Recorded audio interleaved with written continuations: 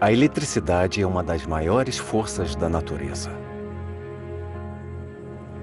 Em meados do século XX, produzimos eletricidade para iluminar e abastecer o nosso mundo moderno. Centenas de anos de invenções e descobertas científicas nos trouxeram até aqui. Mas foi necessário um gênio excêntrico para liberar todo o potencial da força elétrica.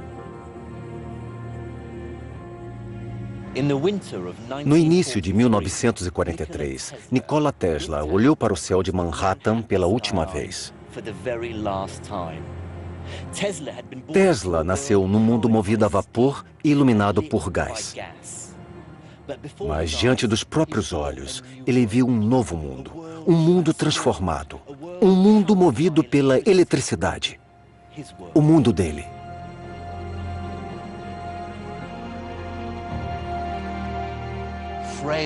Frágil, solitário e ainda de luto pela morte de um de seus queridos pombos, esse gênio extraordinário e excêntrico sabia que havia realizado seu trabalho. E assim, deitou na cama para morrer. O corpo dele só foi achado após 3 dias.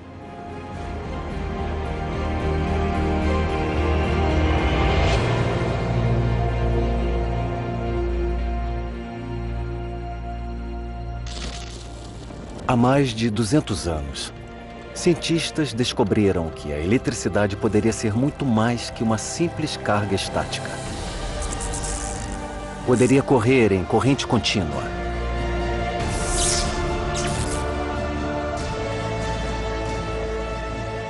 Mas estavam prestes a descobrir algo profundo: que a eletricidade está conectada ao magnetismo. Estabelecer a relação entre magnetismo e eletricidade transformou o mundo por completo e permitiu gerar quantidades aparentemente ilimitadas de energia elétrica.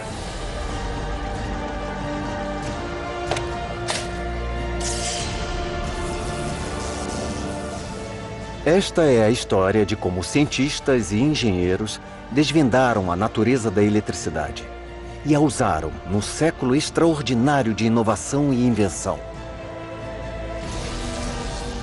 Mas não antes de uma das rivalidades mais chocantes na engenharia ser finalmente apaziguada. A história da eletricidade. Segundo episódio, a Era da Invenção.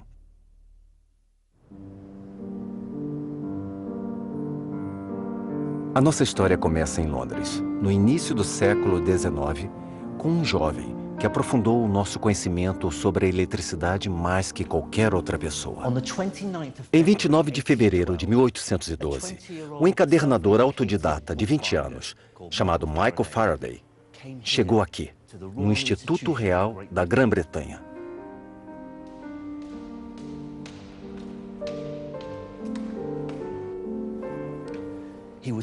Ele estava cercado pelos grandes nomes do mundo acadêmico e prestes a ouvir as maiores mentes científicas daquela época.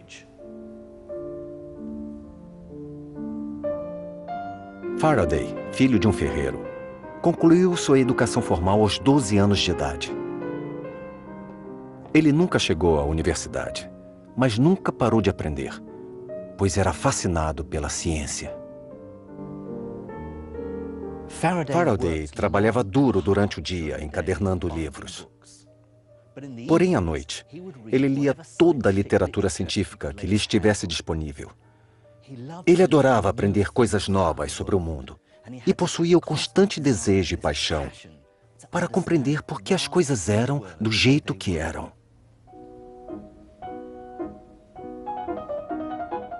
Ler artigos acadêmicos era uma coisa, mas para satisfazer o enorme apetite por conhecimento, Faraday ficava desesperado para ver experimentos com os próprios olhos.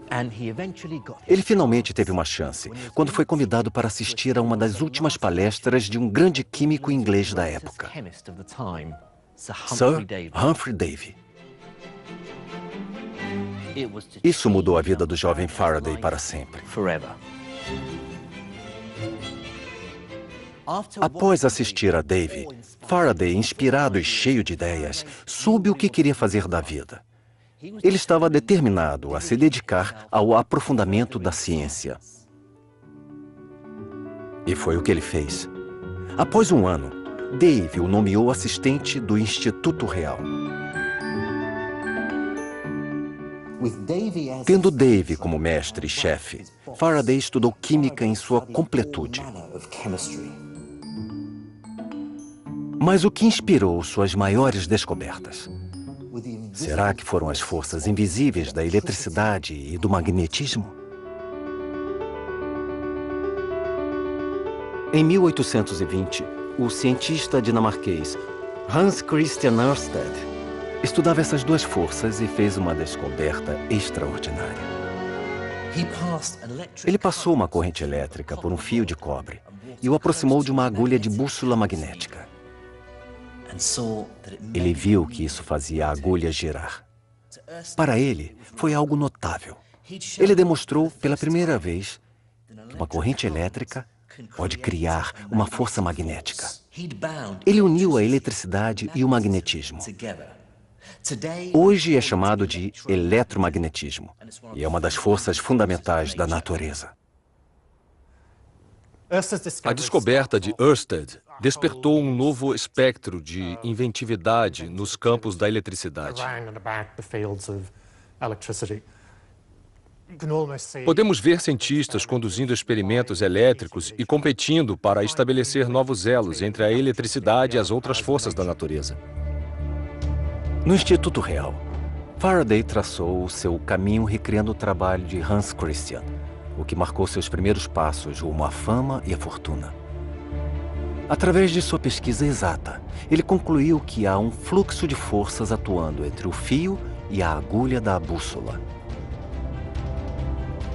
O dispositivo que desenvolveu para demonstrar isso mudou o rumo da história. Faraday criou um circuito usando uma pilha como essa, 2 fios e um banho de mercúrio. O circuito passa por essas hastes de cobre e esse fio fica pendurado sobre o mercúrio. Como o mercúrio é um ótimo condutor, ele completa o circuito. Quando a corrente passa pelo circuito, ela gera um campo circular de força magnética em torno do fio. Isso interage com o magnetismo de um ímã permanente que Faraday colocou no meio do mercúrio. Juntos forçam o fio a se mover. Faraday provou que essa força invisível realmente existe. Ele estava ali vendo os efeitos dela. O movimento circular. Este lindo dispositivo foi o primeiro a converter uma corrente elétrica em movimento contínuo. Resumindo, é o primeiro motor elétrico.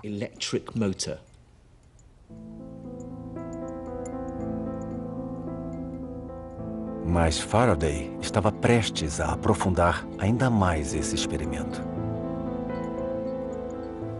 Um dos efeitos duradouros da descoberta de Faraday sobre as rotações eletromagnéticas em 1821 foi demonstrar uma espécie de relação entre eletricidade, magnetismo e movimento.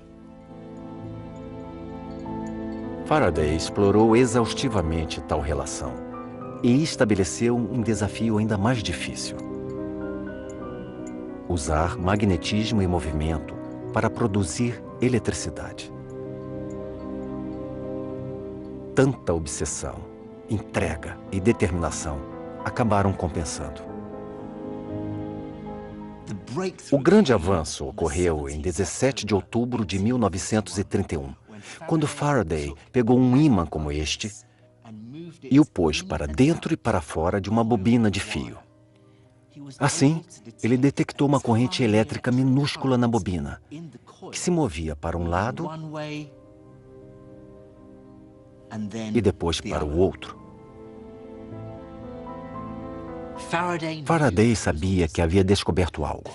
Depois de alguns dias, em vez de movimentar o ímã pela bobina de fio condutor, ele conduziu um experimento equivalente ao movimentar uma chapa de cobre pelo campo magnético.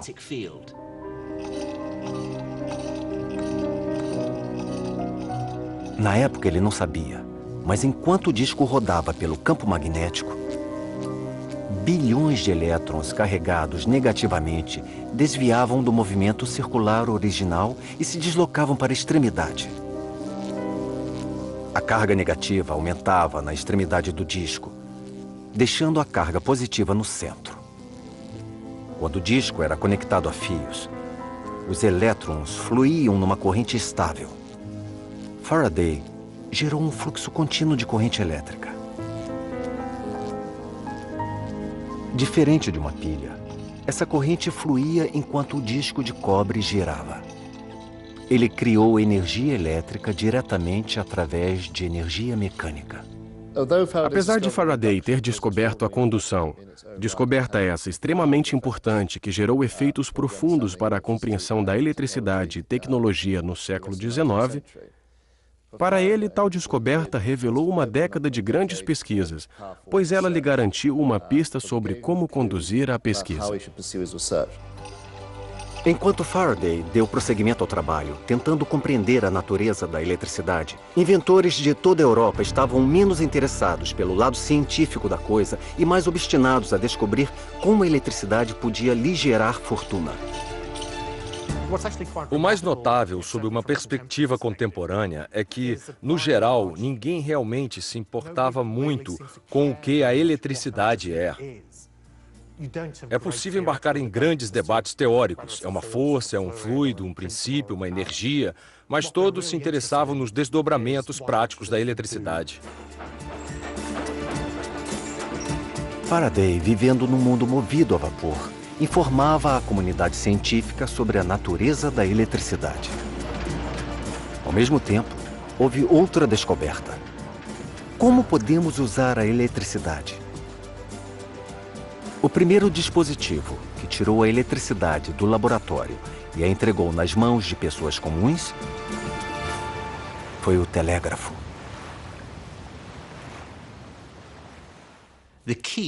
O segredo para compreender o telégrafo é compreender um tipo especial de ímã, o eletroímã.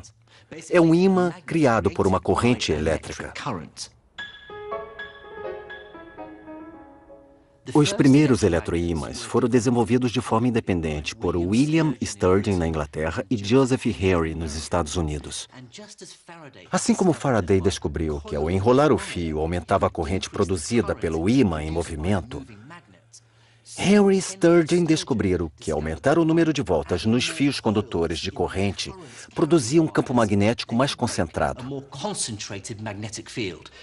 Resumindo, quanto mais fio, mais voltas ele dava e mais forte ficava o ímã. Se eu passar uma corrente elétrica por esse eletroímã, é possível ver os efeitos do campo magnético. Esta é uma experiência bastante conhecida realizada nas escolas. Salpicar limalha de ferro sobre o ímã. Se bater assim, podemos ver a limalha de ferro seguindo os contornos do campo. Isso nos permite visualizar os efeitos do magnetismo. Para tornar um eletroímã ainda mais forte, Henry e Sturgeon descobriram que podiam colocar certos tipos de metal dentro da bobina eletromagnética. O ferro é tão eficiente e fascinante porque podemos considerar que ele é formado por inúmeros ímãs minúsculos, todos apontando para direções aleatórias. No momento, isto não é um ímã. Os ímãs minúsculos no interior estão alinhados de forma semelhante a essas agulhas de bússola. Estão todas apontando para diferentes direções. Mas ao aplicar o campo magnético,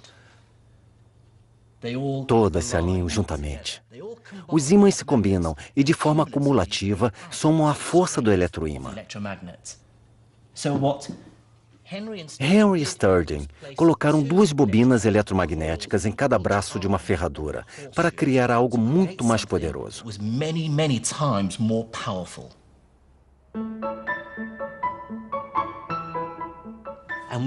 Podemos ver a força desse eletroímã ferradura. Vou ligá-lo e usar algo maior que limalha de ferro. Eu tenho aqui pequenas peças de ferro. Veja a força do campo magnético segurando as peças. É importante lembrar que este eletroímã só funciona quando há uma corrente passando por ele. Quando eu desligo a corrente, o magnetismo desaparece. Alguns cientistas demonstraram essa força levantando pequenos pesos. Henry construiu um eletroímã capaz de levantar 1,5 toneladas de metal. Impressionante, mas não mudou o mundo. Mas ao colocar o ímã num local muito mais distante, na extremidade de um cabo, de repente algo acontece com um simples comando, no mesmo instante.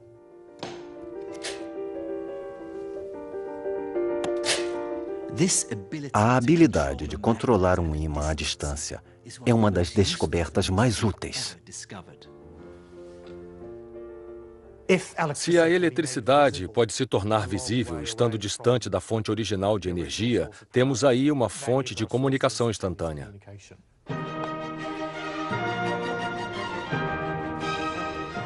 Em meados dos anos 1840, Samuel Morse desenvolveu um sistema de mensagem baseado na duração com que o circuito elétrico era ligado ou desligado. Um pulso longo de corrente para um traço, um sinal curto para um ponto. Isso permitiu que mensagens fossem enviadas e recebidas por meio de um simples código. Os primeiros comentários da época vitoriana refletem o fato de a eletricidade e o telégrafo estarem literalmente tornando o mundo um lugar menor. Era normal haver uma retórica no século XIX em que as pessoas se comunicavam através do telégrafo, que revela que uma comunicação e uma compreensão mais amplas tornaram a guerra obsoleta, pois todos passaram a se entender melhor, apesar de também parecer uma esperança utópica.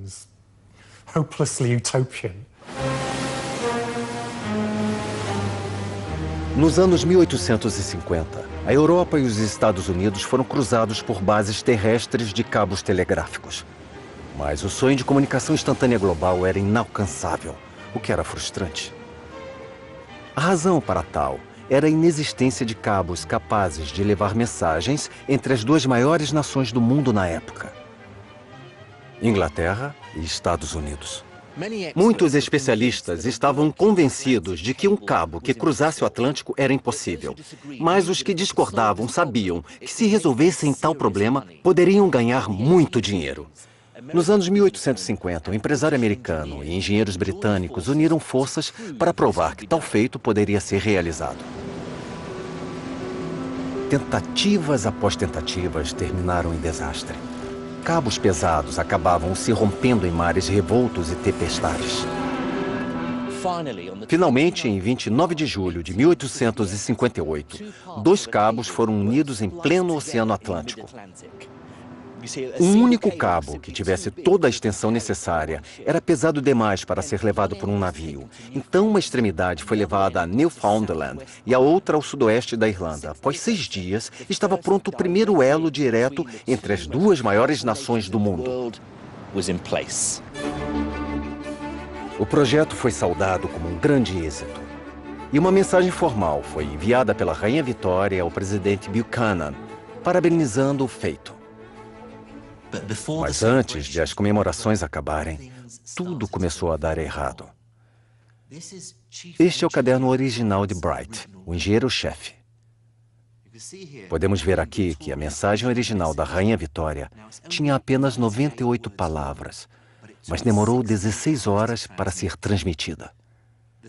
Os operadores telegráficos do outro lado acharam muito difícil decifrar a mensagem. Os sinais elétricos recebidos eram confusos e estavam distorcidos. Ficavam pedindo sem parar para que as palavras fossem repetidas. Podemos ver aqui: repetir, após enviar, esperar para receber, sem sinal.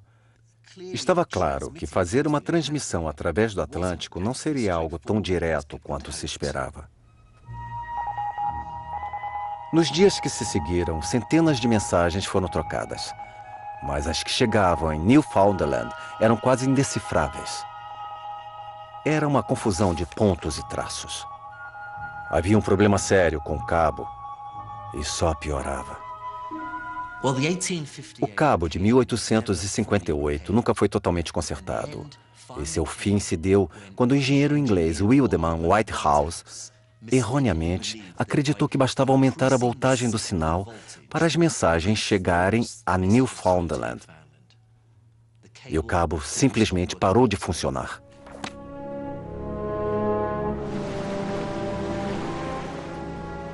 Na época, fazia sentido aumentar a voltagem através de pilhas mais potentes. A maioria dos especialistas acreditava que a corrente elétrica percorria um cabo como um líquido num cano. Aumentar a voltagem era equivalente a aumentar a pressão no sistema, que significava forçar a corrente a chegar ao outro lado. Mas o telégrafo transportava pulsos ou ondas de correntes pelo cabo. Não era um fluxo contínuo.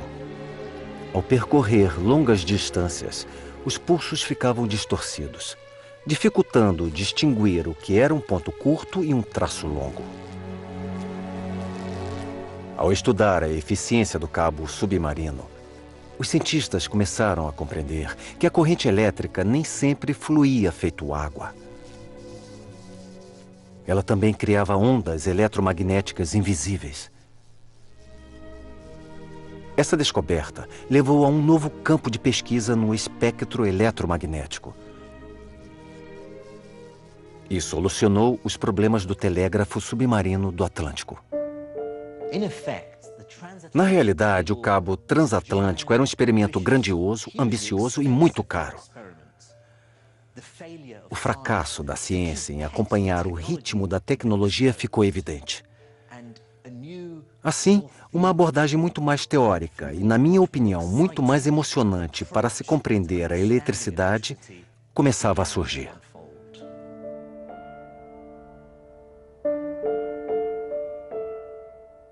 De posse desse novo conhecimento de como os pulsos elétricos se moviam pelo cabo, foram feitas melhorias em sua composição, projeto e elaboração.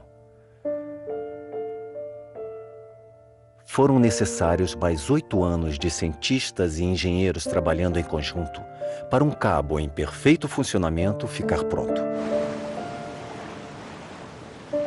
Em 27 de julho de 1866, uma sexta-feira, foi enviada uma mensagem da Irlanda para Newfoundland, clara e nítida. Foi assinado um tratado de paz entre a Áustria e a Prússia. Finalmente, o sonho de comunicação transatlântica instantânea se tornava realidade. O êxito do cabo de 1866 tornou o mundo um lugar menor. Mais uma vez. Um mundo em que eram necessários dias, semanas ou meses para as informações serem transmitidas, se transformou num mundo onde a informação era passada em segundos ou minutos. É algo muito mais profundo do que quase tudo que ocorreu na minha vida. A invenção do telégrafo mudou a vida das pessoas comuns. Mas foram os avanços na forma como se usavam correntes elétricas contínuas que tiveram um impacto ainda maior. Pois os inventores desenvolviam um novo meio de usar eletricidade para produzir algo que todo mundo gostaria de ter: a luz elétrica.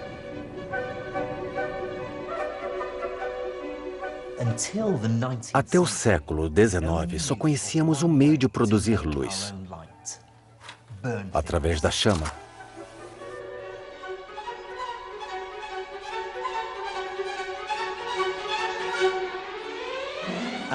Em meados do século XIX, aperfeiçoamos um meio muito eficaz de iluminar os lares, utilizando gás. Uma típica casa britânica dos anos 1860 era iluminada assim. Gás altamente inflamável era levado diretamente aos lares através de uma rede de canos. Mas as lâmpadas a gás eram fracas demais para grandes áreas ao ar livre. Portanto, as estações ferroviárias e as ruas passaram a ser iluminadas por uma fonte mais potente: o arco elétrico. Os primeiros arcos elétricos foram demonstrados pelo mentor de Michael Faraday, Sir Humphrey Davy, no Instituto Real em 1808. funcionavam passando uma faísca contínua de eletricidade através de duas hastes de carbono. Mas o brilho intenso e branco produzido era forte demais para os lares. Para a luz elétrica competir com o gás, ela precisaria ser subdividida em várias lâmpadas menores, menos potentes e mais suaves. Quem conseguisse levar luz elétrica a todos os lares teria fama e fortuna garantidas. No início da década de 1880, o inventor mais famoso, mais prodigioso e mais competitivo do mundo assumiu o desafio. O norte-americano Thomas Alva Edison. Para Thomas Edison, a invenção era uma paixão. Era o que ele adorava fazer, adorava estar no laboratório. O que mais fomentava tal paixão era o fato de ser uma grande diversão para Thomas Edison. Era o que ele achava mais empolgante, era algo que ele fazia bem e que permitia que ele usasse toda a sua criatividade. Thomas Edison é o senhor invenção elétrica. Era o homem em que todos confiavam, o homem que podia fazer qualquer coisa.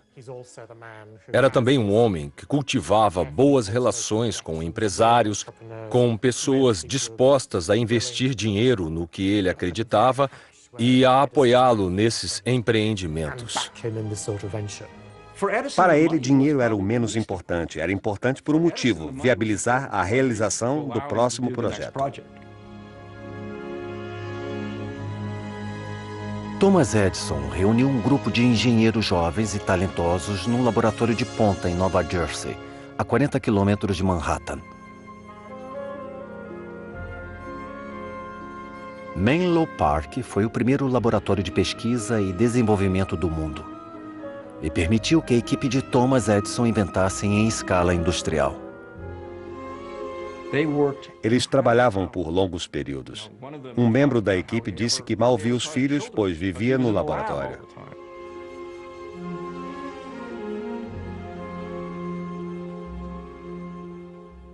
Mas todos sabiam que estavam envolvidos em algo importante. E se Edison tivesse êxito, seu futuro estaria garantido.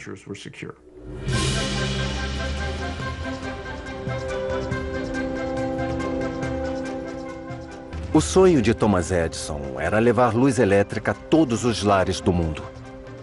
Com a equipe de engenheiros por trás e a visão de um futuro elétrico pela frente, ele deu início à batalha. A corrida para levar luz elétrica ao mundo teve início nas grandes cidades da época: Nova York, Paris, Londres. A equipe de Menlo Park de Thomas Edison começou a desenvolver um tipo totalmente diferente de lâmpada elétrica: a lâmpada incandescente. Na realidade, o projeto da lâmpada de Thomas Edison não era uma grande novidade, nem era exclusivo. Inventores franceses, russos, belgas e britânicos aperfeiçoavam lâmpadas semelhantes havia mais de 40 anos.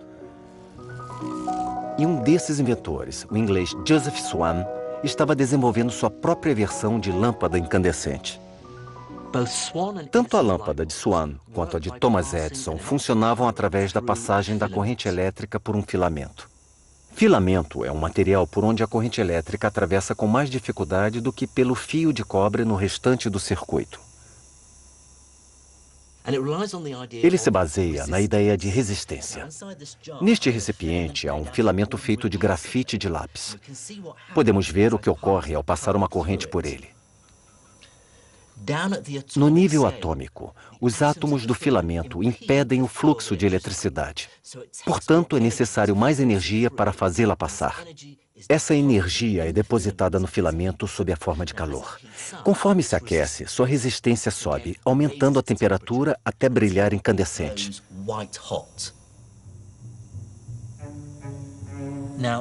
Um dos primeiros materiais que Thomas Edison usou como filamento foi platina.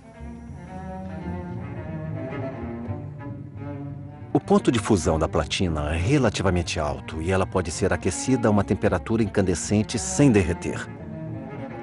Ela também pode ser transformada em filamentos finos. Quanto mais fino o filamento, mais resistência oferece a corrente que passa por ele. Mas platina era caro. e não oferecia resistência suficiente. Tinha início, assim, a corrida para se chegar a uma alternativa melhor. A solução surgiu quando a equipe de Menlo Park adotou um método que Swan também estava desenvolvendo, usando um vácuo para evitar que filamentos de carbono mais baratos fossem consumidos rapidamente. Thomas Edison e Swan testaram diversos tipos de materiais para os filamentos, desde seda crua a pergaminho e cortiça. Thomas Edison chegou a testar a barba dos engenheiros. Ele acabou se contentando com fibra de bambu, e Swan usou tecido de algodão tratado. Os projetos da lâmpada de Thomas Edison e de Swan eram muito parecidos. Eles acabaram chegando a um acordo e fizeram parceria para vender lâmpadas no Reino Unido. Hoje, muita gente ainda acredita que foi Thomas Edison sozinho quem inventou a lâmpada. E Swan se tornou uma nota de rodapé na história.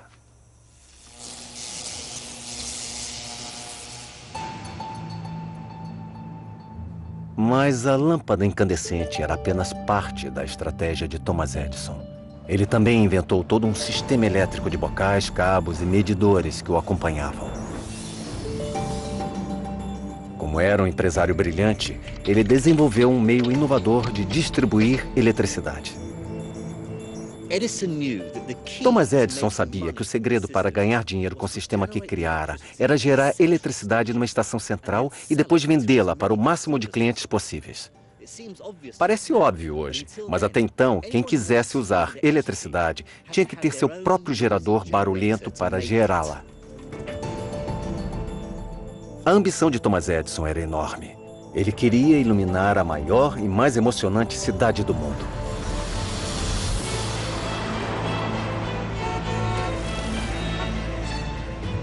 Nova York. No verão de 1882, Thomas Edison estava numa posição privilegiada, no centro da ciência e da invenção do século XIX.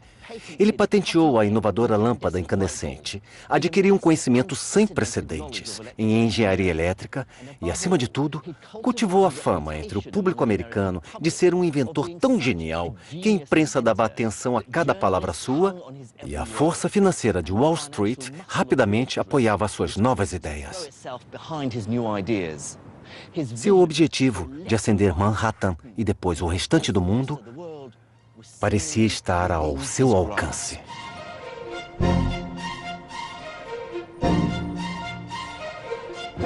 Thomas Edison e sua equipe estavam prestes a lançar o projeto mais caro e arriscado até então.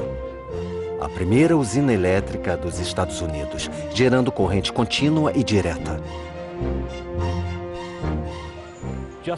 Pouco antes das 15 horas do dia 4 de setembro de 1882, Thomas Edison, cercado por um grupo de banqueiros, dignatários e repórteres, entrou no edifício da JP Morgan, aquele ali atrás, ligou um interruptor patenteado por ele e 100 lâmpadas incandescentes começaram a brilhar.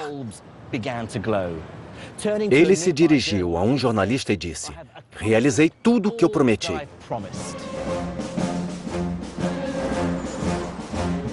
A 800 metros de distância, na rua Pearl, a nova usina elétrica de Thomas Edison, que custou $500 mil e consumiu 4 anos de trabalho árduo, começara a funcionar. A corrente era transmitida por cabos enterrados que se estendiam em todas as direções. Hoje parece óbvio para nós, mas na Nova York, do início da década de 1880, a ideia de enterrar cabos elétricos no solo parecia ser um gasto desnecessário. Esta rua era cruzada por centenas de cabos usados para telégrafos, telefones e arcos elétricos. Se olhássemos para cima na época, veríamos um emaranhado de fios bloqueando a luz. Thomas Edison sabia que essa situação perigosa tinha que mudar. Para ganhar o máximo de dinheiro possível, a eletricidade precisava de uma nova cara. Era necessário ser considerada segura. Thomas Edison defendia uma maior segurança do sistema de baixa tensão e fiação subterrânea. Ele defendia ter um sistema muito mais seguro que o do arco elétrico para as ruas e que o da iluminação a gás usada nos interiores. Não sendo necessário se preocupar com incêndios nem eletrocução, tudo era muito mais seguro devido ao sistema subterrâneo que ele criou.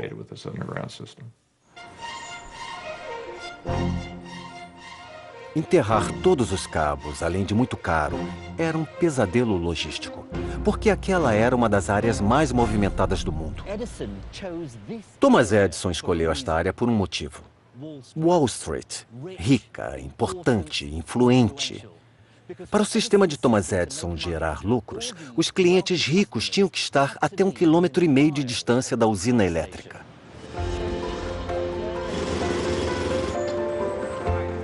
Isso se deu porque Thomas Edison calculou que o cabo mais grosso acessível para ele só transportaria a quantidade adequada da corrente contínua e direta para os clientes dentro dessa distância. Foi um grande avanço, pois, pela primeira vez, dezenas de clientes poderiam ser supridos por apenas uma usina elétrica. Mas havia um grande problema. O sistema de Thomas Edison nunca seria econômico a ponto de iluminar os novos subúrbios do país, que não possuíam a concentração de clientes necessária para viabilizar a construção dessas usinas caras. Se tivéssemos considerado apenas a forma concebida por Thomas Edison de gerar e distribuir eletricidade, o mundo seria um lugar muito diferente. Haveria usinas elétricas espalhadas por aí, nunca numa distância maior que 1,5 km umas das outras, mesmo no centro das cidades. Seria extremamente caro fornecer energia a comunidades pequenas.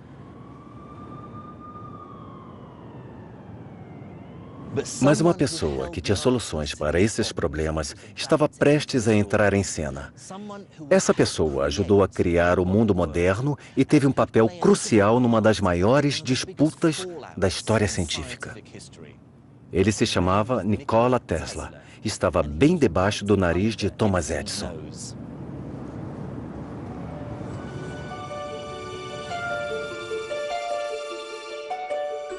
Nikola Tesla foi um inventor sérvio, nascido na Croácia, que trabalhou por pouco tempo para Thomas Edison quando chegou em Nova York aos 28 anos.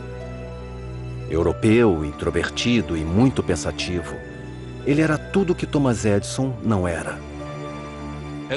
Edison e Tesla eram completamente diferentes na maneira de ser, no jeito como se apresentavam, nos modos e na forma de construírem a imagem pública própria. Thomas Edison não estava nem aí para as roupas que usava. Se derramava substâncias químicas no melhor terno que tinha, ele não se importava. Ele era um cara muito desleixado. Já Nikola Tesla, mesmo sendo um jovem na casa dos 20 anos, se atentava à aparência e à forma como se apresentava às pessoas.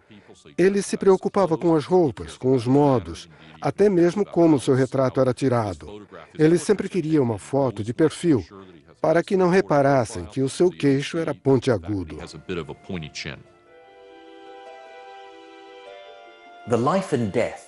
A vida e a morte de Nikola Tesla é uma das histórias mais fascinantes e trágicas de genialidade científica, rivalidade impiedosa e golpes publicitários chocantes.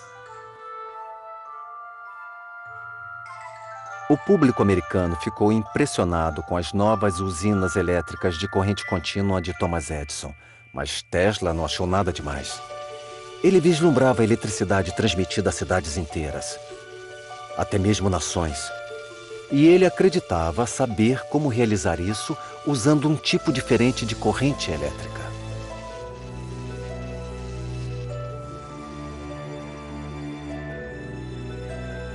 Especialistas em eletricidade sabiam que quanto menor a corrente enviada por um cabo, menor a sua perda através da resistência. E assim, o cabo poderia ser maior. Tesla propôs um método de transmissão de eletricidade em que as correntes eram reduzidas sem a queda na quantidade de energia elétrica na outra extremidade, chamada de corrente alternada. A corrente alternada é exatamente isso. Uma corrente elétrica que alterna o movimento em uma direção, assim como na direção oposta rapidamente, diferente da corrente contínua, que se move em apenas uma direção. Tesla se interessou pela corrente alternada porque, tal como outros engenheiros eletricistas do final da década de 1880, ele percebeu que ao aumentar a tensão de uma corrente transmitida do ponto A ao ponto B, é mais eficiente ter uma tensão maior. Como a quantidade de energia elétrica em um cabo é a tensão multiplicada pela corrente, o aumento da tensão significava que a corrente nos cabos poderia ser reduzida. E assim as perdas causadas pela resistência seriam menores. Contudo, ninguém quer tensões muito altas, na ordem de 20.000 volts, chegando aos lares. Portanto, é necessário reduzir a corrente que é transmitida à distância até os lares. Para tal, precisa-se de um conversor ou transformador. A corrente alternada permite a utilização de um transformador para alternar a transmissão de alta tensão para a tensão mais baixa que consumimos.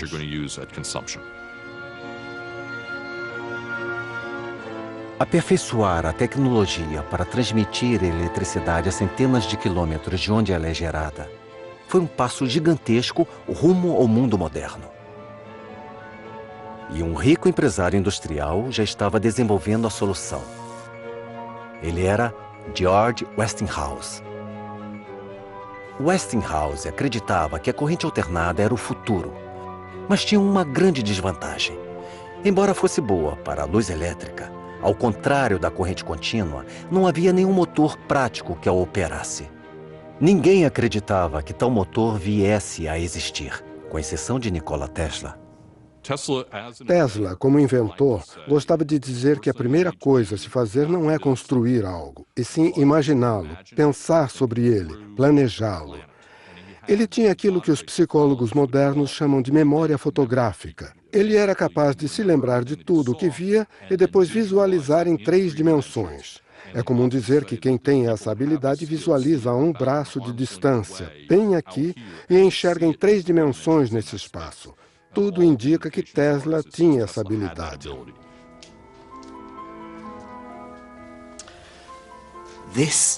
Este é o ovo de Colombo de Tesla.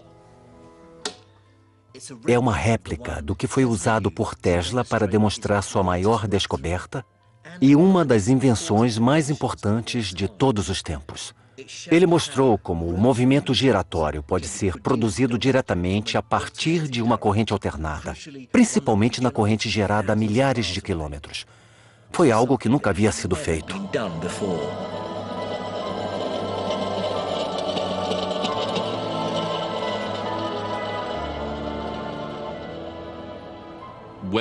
Quando Tesla trabalhava no motor de corrente alternada, ele pensava grande. Ele não estava apenas trabalhando com uma peça do motor e dizendo, nossa, se eu fizer isso um pouco melhor, vai dar certo. Ele estava pensando em um sistema completo que envolvia o gerador, os fios para o motor e o próprio motor. Ele era um grande rebelde, pensava de maneiras nada convencionais e fazia tudo de forma diferente dos inventores da época. A solução de Tesla era engenhosa. Ele introduziu mais de uma corrente alternada no motor e as temporizou para seguirem uma à outra numa sequência. A primeira corrente alternada energiza uma bobina de fio no interior do motor, criando um campo eletromagnético que atrai a si a parte central móvel do motor e depois desaparece. A segunda corrente sobreposta alimenta a bobina seguinte, arrastando a parte móvel para ainda mais longe antes de desaparecer. O mesmo ocorre com a terceira e quarta bobinas. O resultado é um campo magnético giratório forte a ponto de fazer o motor, neste caso o ovo, girar. Tesla elaborou um sistema elétrico a partir dessa transmissão polifásica. Isso tornou possível que a usina elétrica, barulhenta, fétida e geradora de muita corrente alternada útil, pudesse estar localizada longe de áreas povoadas. Pela primeira vez, foi possível construir grandes usinas elétricas onde se desejasse, na saída das cidades, em uma catarata como Niágara, e distribuir energia por longas distâncias e atender a população de uma grande cidade ou centro urbano. A descoberta de Tesla foi a última peça do quebra-cabeça. Mas ele ainda tinha que convencer o mundo de que a sua solução era melhor que o método da corrente contínua defendido por Thomas Edison.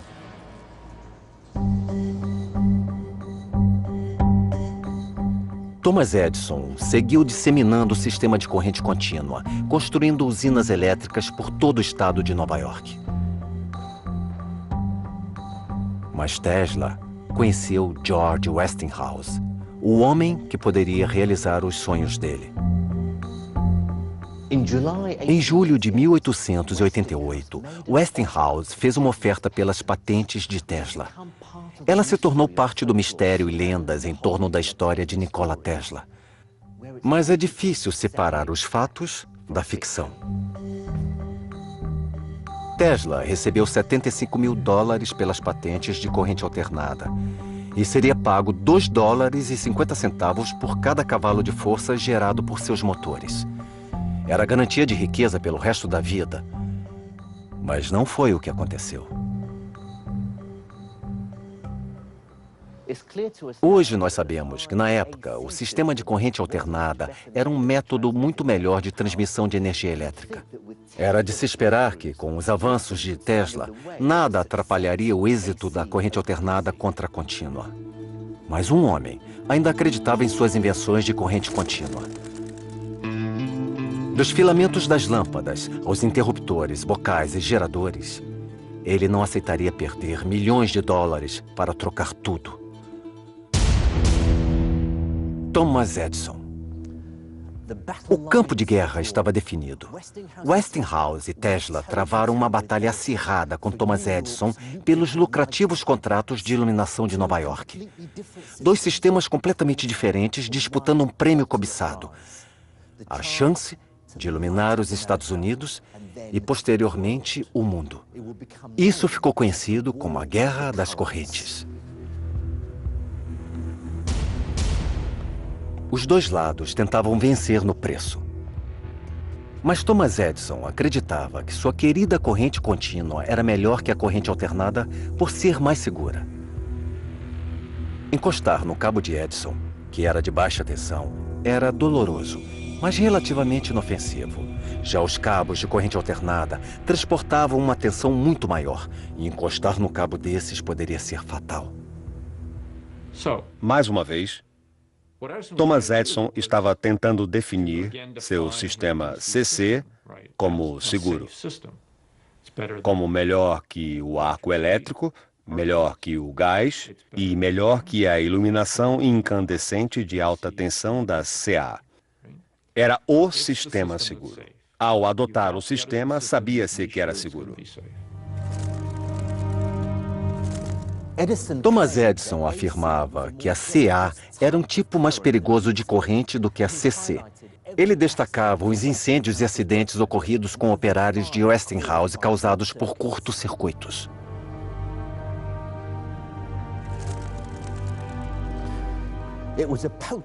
Era uma propaganda eficaz, pois nos anos 1880, muitos ainda estavam apavorados com a eletricidade. Ela podia dar choque e até matar instantaneamente, e as razões para tal ainda não eram totalmente compreendidas. Para muitos, a ideia de canalizar esse assassino invisível rumo aos lares era ridícula. Portanto, a arma usada na Guerra das Correntes foi o medo. Um engenheiro pouco conhecido, Harold P. Brown, estava prestes a levar a luta contra a CA a um novo patamar. Foi uma das campanhas publicitárias mais radicais e negativas na história da humanidade. Brown desenvolveu uma forma singular e teatral de demonstrar o poder mortal da CA. Ele estava ansioso para exibi-la ao mundo. Em uma noite quente de verão, em julho de 1888, ele se reuniu com 75 grandes engenheiros eletricistas do país e repórteres para testemunhar um espetáculo que nunca esqueceriam.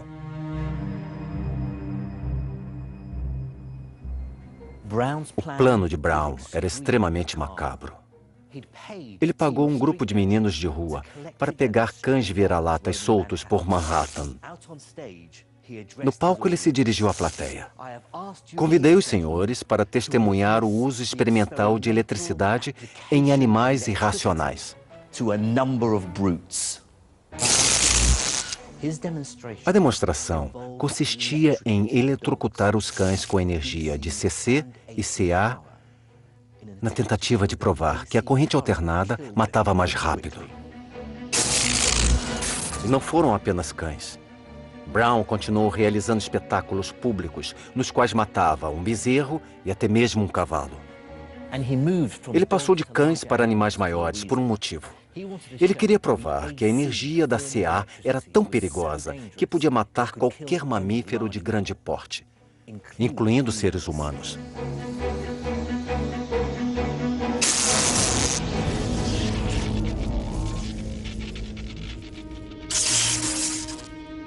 As experiências de Brown com animais convenceram os políticos americanos de que o método mais humano de execução de criminosos condenados era com a corrente alternada gerada pelas máquinas de Westinghouse.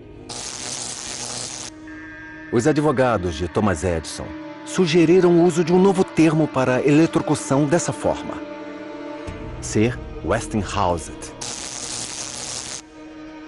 Precisamente às 6h32 da manhã do dia 6 de agosto de 1890, um homem de 45 anos, William Kemmler, foi amarrado a uma cadeira de madeira e 2 eletrodos ensopados foram cuidadosamente colocados nele. Enquanto 26 funcionários e médicos observavam da outra sala, Kemmler se despediu do capelão da cadeia e esperou.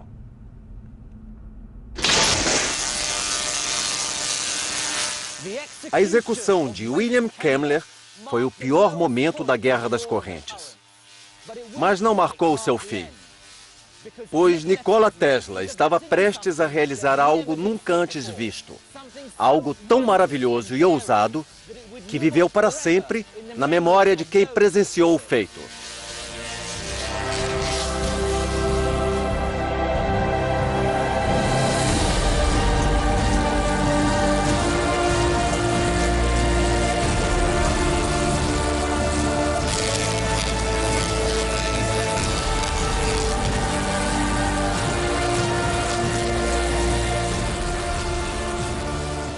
Tesla vinha desenvolvendo um método de geração de correntes alternadas de alta frequência. Em 21 de maio de 1881, em um encontro de grandes engenheiros eletricistas, ele demonstrou o método.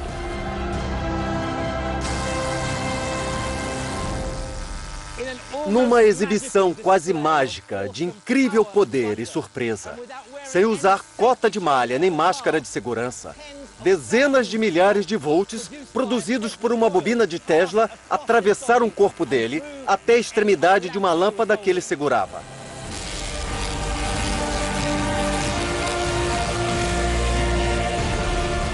A corrente alternada de Tesla tinha uma frequência tão alta que atravessou seu corpo sem causar danos graves nem dor. A demonstração revelou que, se manejada corretamente, a corrente alternada em tensões extremamente altas podia ser segura. A Guerra das Correntes foi vencida por Westinghouse e Tesla. Em 1896, a nova usina elétrica foi concluída nas cataratas do Niágara, usando os geradores de CA de Westinghouse para produzir a corrente polifásica de Tesla. Finalmente, grandes quantidades de energia poderiam ser transmitidas das cataratas até próximo a Buffalo. Alguns anos depois, a usina de Niágara fornecia energia à cidade de Nova York. Atualmente, quase toda a eletricidade gerada no mundo é produzida através do sistema de Tesla.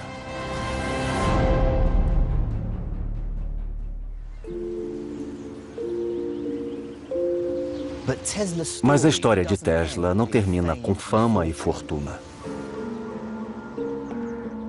Apesar de ter continuado a fazer contribuições significativas a várias outras áreas da ciência e invenção, para salvar George Westinghouse da falência após uma crise no mercado de ações, ele abriu mão do direito aos royalties de suas invenções polifásicas. Nikola Tesla foi um homem singular e talentoso a quem devemos muito. Mas ele também era muito complicado. Infelizmente, no fim de sua vida, ele ficou ainda mais perturbado. Tinha fixação pelo número 3, contava 3 em voz alta ao caminhar e desenvolveu fobias estranhas a germes e a mulheres que usavam pérolas. Em muitos aspectos, essa mente brilhante ficou fora de controle.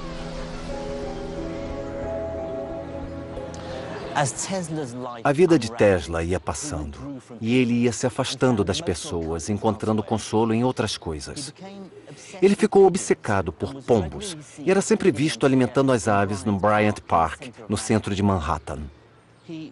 Ele se apegou muito a um pombo branco.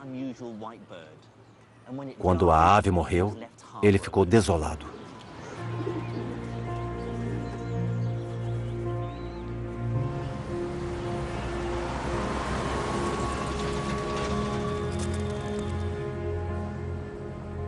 Quando envelheceu, Tesla ficou sozinho e quase falido. Ele viveu praticamente recluso neste hotel.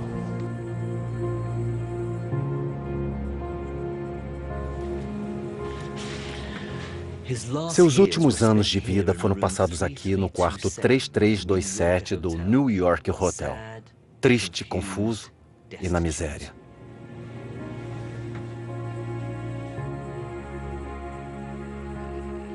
Thomas Edison se tornou um herói americano. E sua empresa acabou fazendo parte da General Electric. Ainda hoje, uma das maiores empresas multinacionais do mundo. Em janeiro de 1943, a história de Nikola Tesla chegou ao fim. Ao observar Manhattan pela última vez, ele viu um céu iluminado por luzes reluzentes e 1 milhão de vidas transformadas por sua genialidade.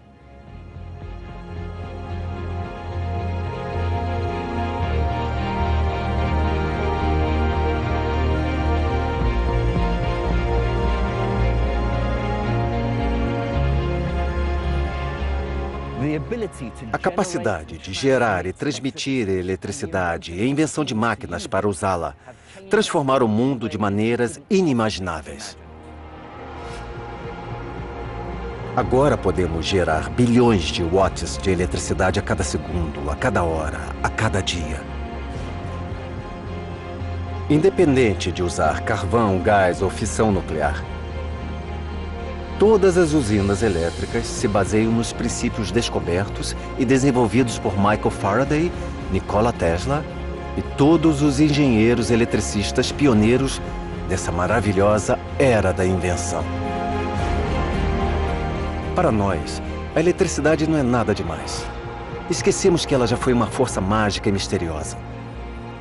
Mas não podemos esquecer uma coisa. Hoje, sem ela, o mundo moderno entraria em colapso e a vida seria muito diferente.